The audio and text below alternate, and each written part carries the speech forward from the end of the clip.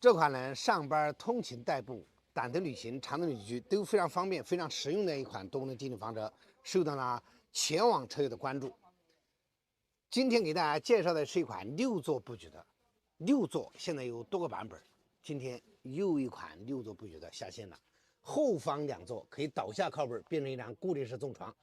中间是一座商务座椅，可躺可仰，可坐可睡，通风加热、按摩腿托的功能非常的强大。前方3座，主驾驶座椅是一座，副驾驶座椅是双人座椅，可以翻转靠背，面部向后，与后面形成一个会客厅。实木地板，门口还有一个吧台，49寸的英特尔冰箱，这里面还有一个衣柜，上中下3格，微波炉，储物的空间，固定式卫生间，12伏房车空调的室内机。最新布局的6座，旋转加工桌，隐藏式的折叠电视，这是一款软身顶的，是一款高配底盘，多轮方向盘中央连屏，还有电子转向，方向盘是非常的轻便。铝合金的轮毂，前方点阵式镀铬前脸，还有一个4路监控在这个位置。内外双升顶，外顶也是升起的状态，内顶也是升起的状态，升球内高是2.15米左右。我们降下手动式内顶，到2楼去看一下，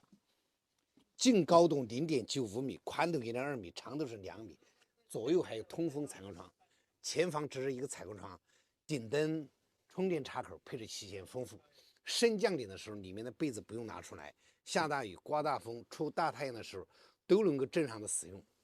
升降顶的时候，里面的被子不用拿出来，可以承重500公斤，一只手轻松的升起。这是驾驶区域一台高配的底盘。喜欢的车友可以在视频下方互动一下。6座，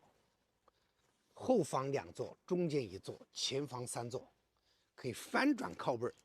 然后面部向后，在这里形成一个会客厅。8瓦的电磁炉，上方还有400瓦的太阳能板，配备呢600安时的锂电池，柴油3宝，49寸的英特尔冰箱，还有12伏房车空调的室内机，还有微波炉，户外遮阳棚带 LED 灯，下方的迎宾踏板。这是后方12伏房车空调的室外机，远看像个备胎的柴油灶。这是升顶的状态，前方是一台降顶的状态。降顶后的长广告分为长是5.30，宽是2.50，高度是2.15米，能过限高，能进地库，好停车，好驾驶。